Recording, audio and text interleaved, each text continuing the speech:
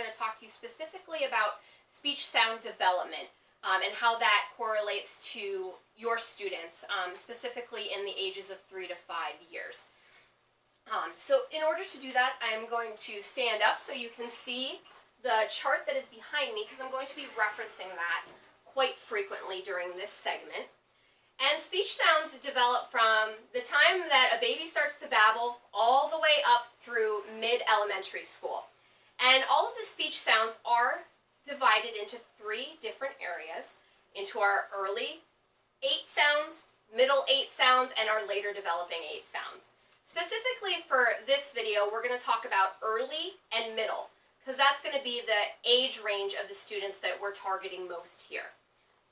So our early sounds, we say that they should develop sometime between the ages of 1 to 3, but consistent production by age 3, meaning there's no errors in these speech sounds any longer.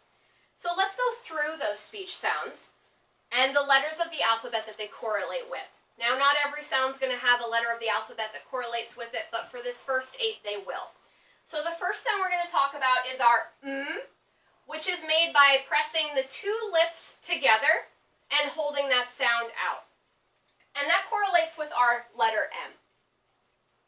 Our next sound we're going to talk about is our B, which is made by pressing 2 lips together, similar to our M, but now you're going to pop those lips apart, B. And you're also going to feel some vibration in your voice, B, when you make that sound. This one correlates to our letter B in the alphabet. Our next sound that we're going to talk about is our Y. And this one is made by pressing the tongue up against the roof of your mouth and releasing it. Y. Correlates to our letter Y in the alphabet. Our next sound we're going to talk about is our N sound. This sounds a little harder to see, and the sound comes through the nose. So if you plug your nose, you're unable to make this sound. And you're going to put that tongue behind your top teeth, and you're going to hold that sound out. And that sound's going to come through your nose. You're going to hear that sound kind of as if you're sick. It's that nasal sounding. Correlates to our letter N in the alphabet. Our next early sound that we're going to talk about is our W. This one you're going to put 2 lips together, and you're going to release them. W. It is similar to our B, but you're not going to be pressing those lips together hard and releasing. It's very subtle. W. Correlates to our letter W. Our next sound we're going to talk about is our D sound. We make our D similar to our N sound, that N sound, but now you're going to pop that tongue off of that roof of the mouth. So it's going to sound like D. You also will feel the vibration in your voice. This is a louder sound, D. This sound is represented by our letter D in the alphabet. Our letter D also has a close friend, which is our P sound, is made by 2 lips together, releasing them with a puff of air. P.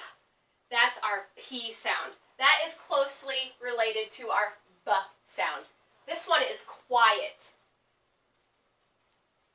And we represent this one by our letter P in the alphabet.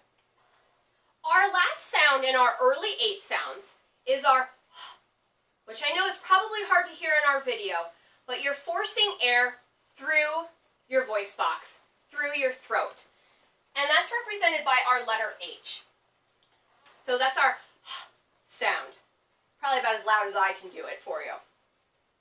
And again, we said these sounds tend to develop, this top row here, develops somewhere between the ages of 1 and 3. And we look for consistent production, meaning no errors in these sounds, they are said the correct way, by age 3. So that's usually by the time your students are starting preschool.